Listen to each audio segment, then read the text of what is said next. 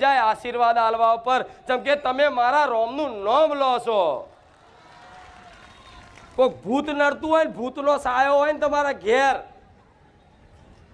તો રામનું નામ લેવાથી પાછળ હનુમાનજી આવે જ. અને હનુમાનજીની હનુમાન ચાલીસામાં હોભર્યું છે, ભૂત પિશાચ નિકટ નહીં આવે, મહાવીર જબ નામ સુનાવે. તો હનુમાનજી ગદા લઈને ભૂતડાઓ તો અમથા નહાર દીધા તમારા ઘેરથી. નાહી જ્યાં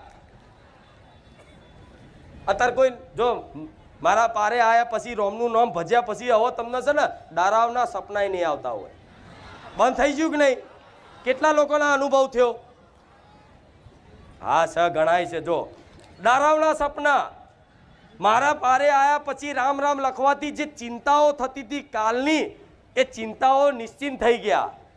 થઈ ગયા કે નહીં? ભલે દુઃખ રહ્યું પણ ચિંતા નહીં રહી. અરે જે થવું એ થાય, મરી જવું તોય માં તારે જોવાનું. હા શું ખોટું?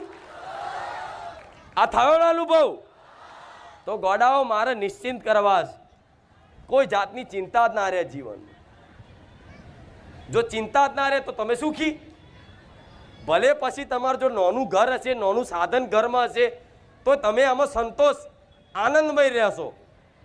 પણ કરોડો રૂપિયા હશે પણ મનમાં અસંખ્ય ચિંતાઓ, એના દીકરાની, એની દીકરીની, એની પોતાના શરીરની, એની પ્રોપર્ટીની, કોકના ઉછી ના લે હોય એની, કોકના નામે જમીન લીધી હોય એની, કે આરો આ ઘસી ના જાય, આવા લૂંટી ના જાય, મારા મર્યા પછી મારો છોકરા મારા પૈસા ના વાપરી જાય. કંઈક કંઈક તો પૈસા પૈસા કરી અને ધન દાટીને જતા રહે. એ ધને આજ હડી ગયું.